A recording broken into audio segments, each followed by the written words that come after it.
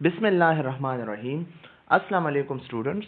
आज हम English 6 chapter number 3 proof reading and editing skill को डिस्कस करने जा रहे हैं।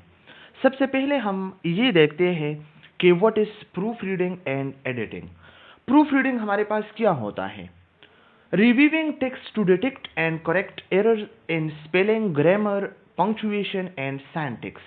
प्रूफ रीडिंग हमारे पास टेक्स्ट रिव्यू होता है। इसमें हम क्या करते हैं?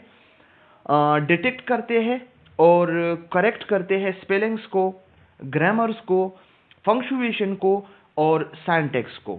और एडिटिंग क्या होता है? Reviewing and revising text to improve clarity, coherence, tone and overall quality.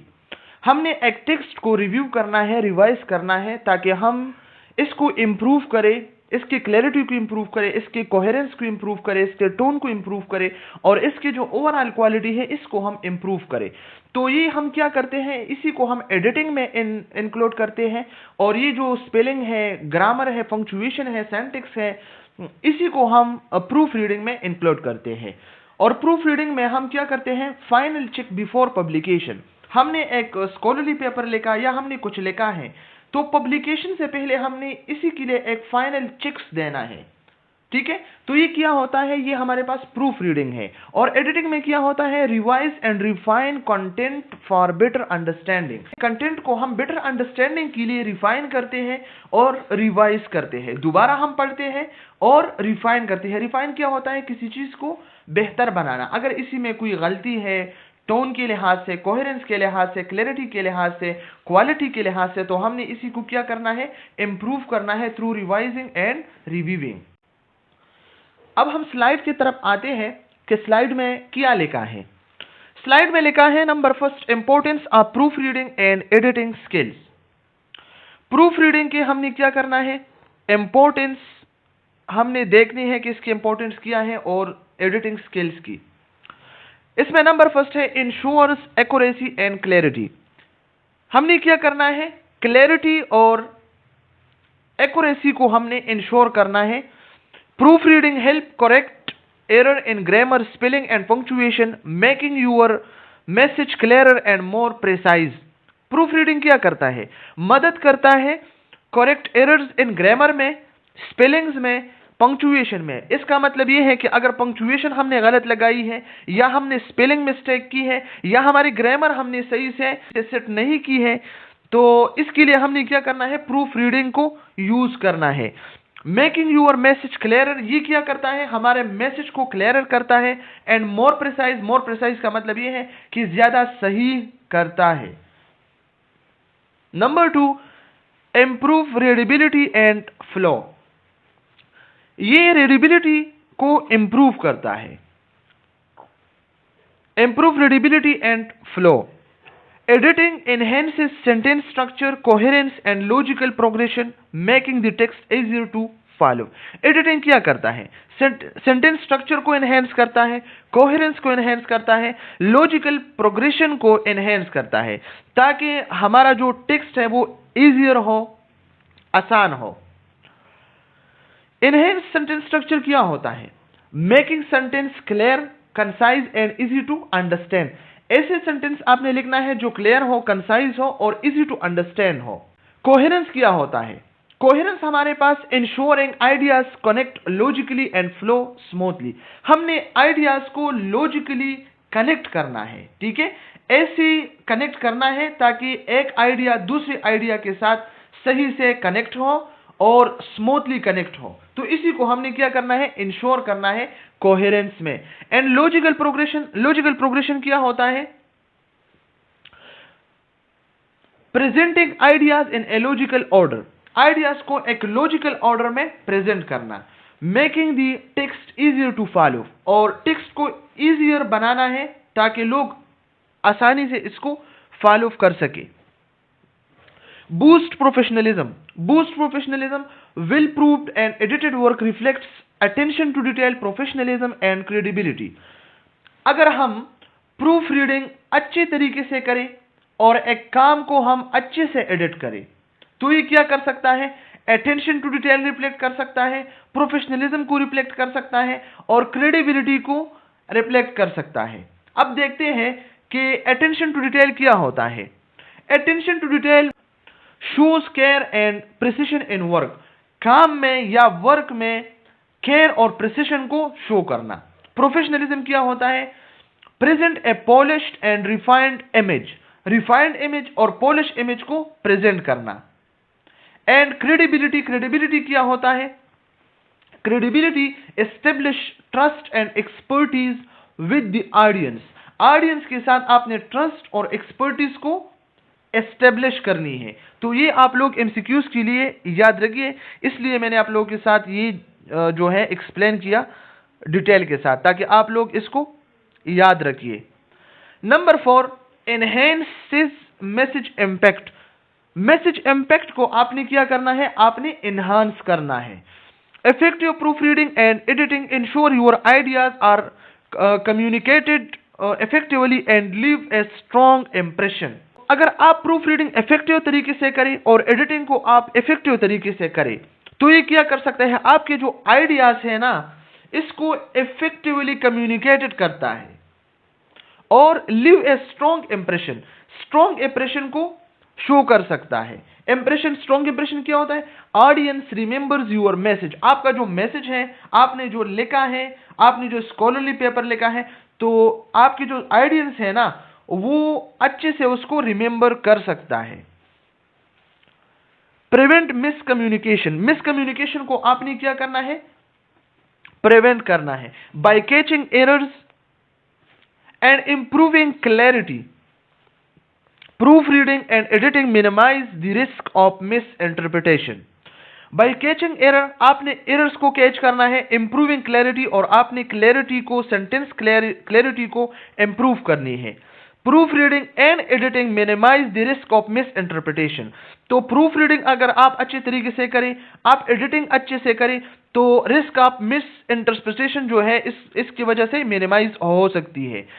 Minimise the risk of misinterpretation. Misinterpretation क्या होता है? मिसइंटरप्रिटेशन हमारे पास गलत तशरीहात, गलत तशरीह, तो इसके रिस्क को मिनिमाइज करते हैं proofreading and editing skills. ठीक है,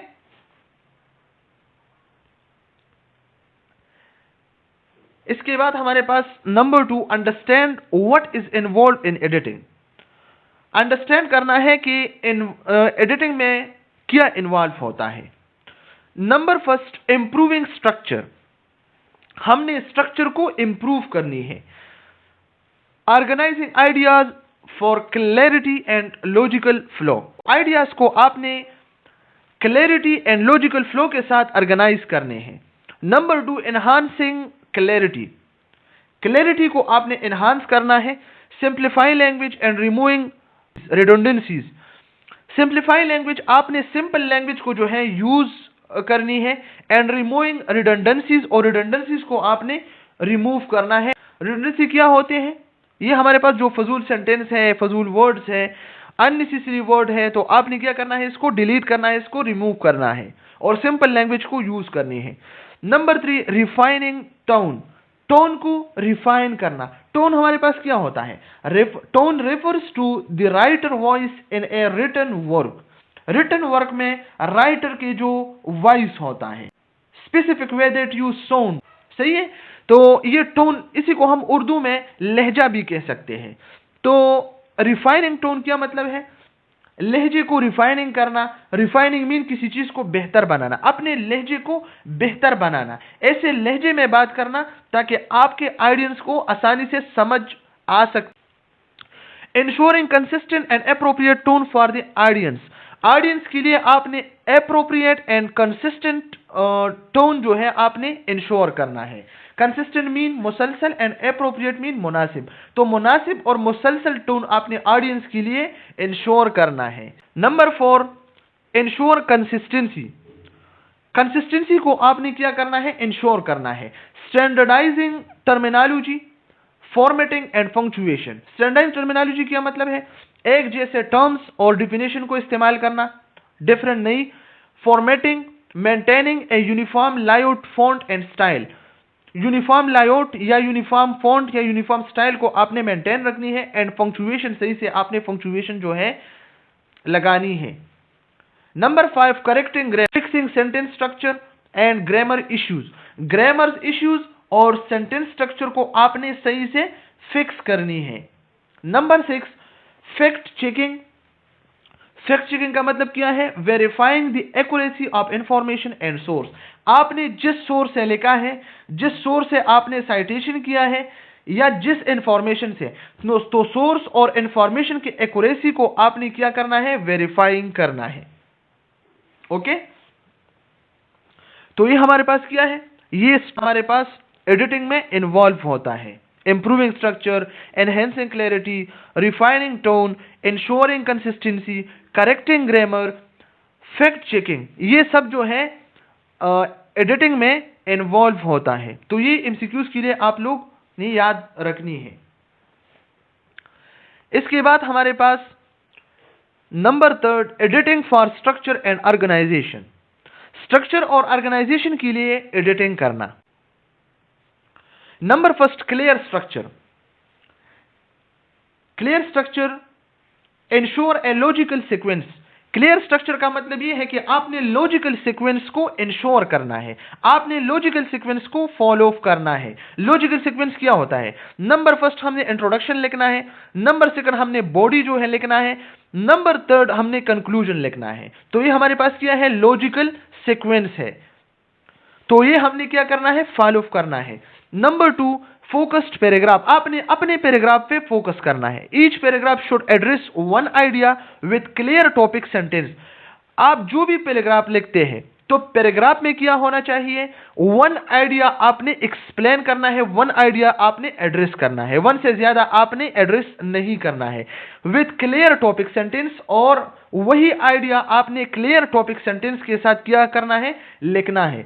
टॉपिक सेंटेंस क्या होता है? A sentence that clearly state the main idea और पॉइंट ऑफ ए पैराग्राफ और टेक्स्ट। आपके पास एक टेक्स्ट है या आपके पास एक पैराग्राफ है, तो इसके जो मेन आइडिया है, मेन पॉइंट है, ये आपने क्लियरली स्टेट्स करना है। तो ये हमारे पास क्या है? ये हमारे पास टॉपिक सेंटेंस है। Number 3, smooth transition. Smooth transition आपने यूज करनी है। ट्रांजिशन हमारे पास क्या होते हैं? For example, however, therefore, meanwhile, ऐसे रिजल्ट, फर्दरमोर, ये हमारे पास ट्रांजिशन है। तो आपने स्मूथ ट्रांजिशन को यूज करना है। Use transition to connect ideas and ensure flow. आपने डिफरेंट आइडियाज को ट्रांजिशन के साथ आपने कनेक्ट करना है, ताकि आपके जो फ्लो है, तो आपके जो स्पीकिंग फ्लो है, ये सही से हो। Use transition to connect ideas. आपने ट्रांजिशन यूज करनी है ताकि आपके जो आइडियाज है एक दूसरे के साथ कनेक्ट हो, एंड इंश्योर फ्लो, और इसमें फ्लुएंसी हो। Number 4, coherent section. Coherent section में क्या करना है? Remove of topic contents. आपने क्या करना है? अननेसेसरी इंफॉर्मेशन को आपने डिलीट करना है। Remove of topic content mean delete unnecessary information. आपने अननेसेसरी इंफॉर्मेशन को डिलीट करना है। मेंटेन रिलेवेंस, और आपने रिलेवेंस को मेंटेन रखना है। रिलेवेंस मीन कनेक्शन, आइडियाज के बीच में कनेक्शन, सेंटेंसेस के बीच में कनेक्शन, वर्ड्स के बीच में कनेक्शन, फ्रेजेस के बीच में कनेक्शन, ये सब आपने क्या करना है? ये आपने मेंटेन रखनी है ताकि फ्लुएंसी हो। Number 5, strong introduction and conclusion. आपने स्ट्रॉन्ग इंट्रोडक्शन स्टार्ट करनी है और स्ट्रॉन्ग कंक्लूजन आपने लिखनी है। Engage reader at the start, ताकि स्टार्ट में आपके जो रीडर्स हैं वो एंगेज हो, and summarise effectively at the end, और जब वो एंड करता है आपके राइटिंग, तो ताकि वो इफेक्टिवली समराइज करे आपके एंड को। Number 6, effective headings. आपने इफेक्टिव हेडिंग्स यूज करने हैं।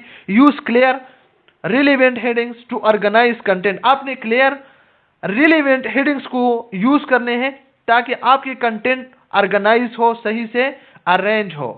Number 7, maintain pacing. आपने पेसिंग को मेंटेन रखनी है। Adjust paragraph length for readability and interest.